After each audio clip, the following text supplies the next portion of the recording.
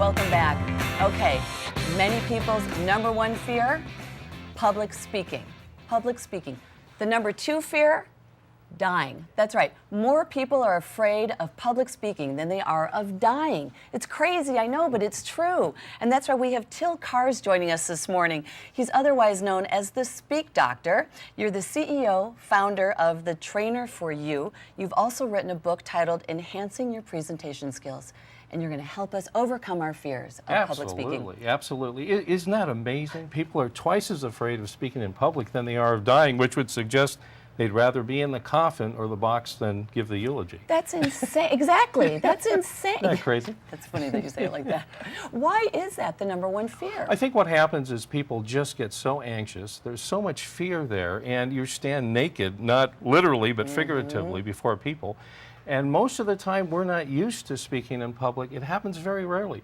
Perhaps if you're giving a daughter or a son away, or maybe you're a best man or a maid of honor, but it's very unusual. So there's this adrenaline surge, and people don't know what to do with it. And when you were talking about the anxiety part of it, how much of it is truly fear versus the anxiety? You know, really, it is a fear, and then that translates into anxiousness, and then all of a sudden we do weird things like we touch ourselves, or scratch ourselves, do strange stuff. So it's really a function of managing the adrenaline flow and using great gestures or great vocal volume. You're always going to be anxious or nervous, but what you have to do is channel it productively. That's really the key to it. And people, I think you always assume the worst. Right. I mean, and case in point, you know, we were talking before. Yeah. Jennifer Lawrence at the award ceremony. Here she is, she's going up to receive her award, and she trips on her dress going up to get it. And what does the audience do? They give her a standing ovation because it's like, you know what, that could have easily happened to one of us. It's a great point. People really want you to succeed when you make a presentation, as opposed to, oh, look at that person, they're just about to fall over. Yeah. They actually want you to be successful. So keep that in mind. And also, it's very uncomfortable when the audience knows that you're not having a good time and you're struggling. They hate that. They want you to be successful. Well, okay, so let's talk about that and overcoming this fear. Sure. They want us to be successful, but if you are up there and you're in front of these people and you begin to sweat, or your knees are knocking, you're stuttering, how do you address it to everybody? Well, here's the thing. Yeah, you don't want to say, boy, I'm really nervous right now. I'm not feeling too comfortable. You know, that's not a good way to start a presentation. Everybody gets nervous. That's normal. I've been doing this for about 20 years, work with, you know, thousands of people. People simply get nervous. So what you do is you channel the nervous energy. The first thing that you need to do is focus on one person at a time. Right now, I'm looking directly at you.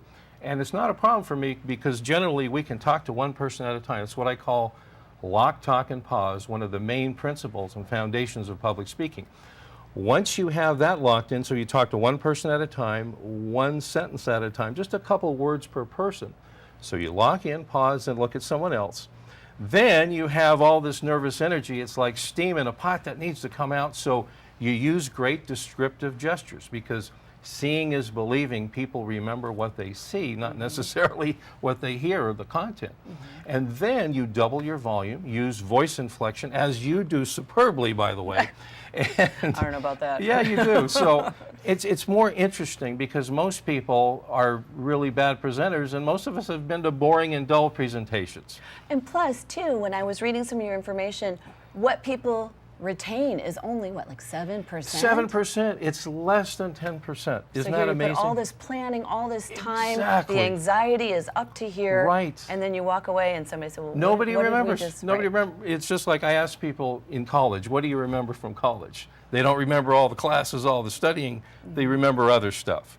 When it comes to interviews, body language, how can we turn a good interview to a great interview? Yeah, great questions, some transferable skills for sure. Eye contact is just so important, Lisa, just like it is in public speaking. And I'll tell you why. If somebody says, so, you got a PhD at Harvard or you got straight A's, and they say, that doesn't look like you're telling the truth. So looking people in the eye denotes veracity, honesty, and sincerity if you've ever had to interview somebody. Also, body language should be very, very positive. If you're interviewing on a desk, just keep your hands on the desk and occasionally gesture. Oh, keep them on the desk? On the desk as opposed to under the desk, because then the interviewer will be thinking, what are they doing with their hands under there?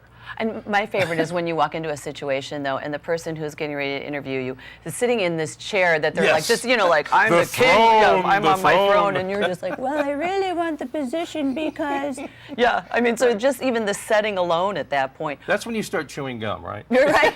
Smoking a cigarette, maybe. And then when do you talk? And when do you listen? And when are you talking too much? Yeah, in an interview situation, you really need to let the employer drive that interview.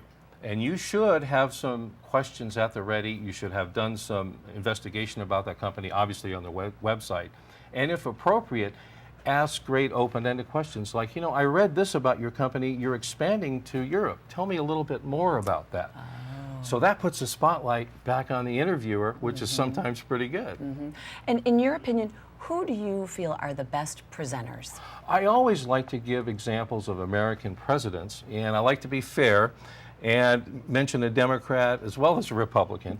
So, nonpartisan. Exactly. Right down the middle. I'm talking to Dr. Sky about that. You got to be very, very careful, right? There you go. So two guys that were considered to be great presenters, Ronald Reagan and Bill Clinton, both two-term presidents.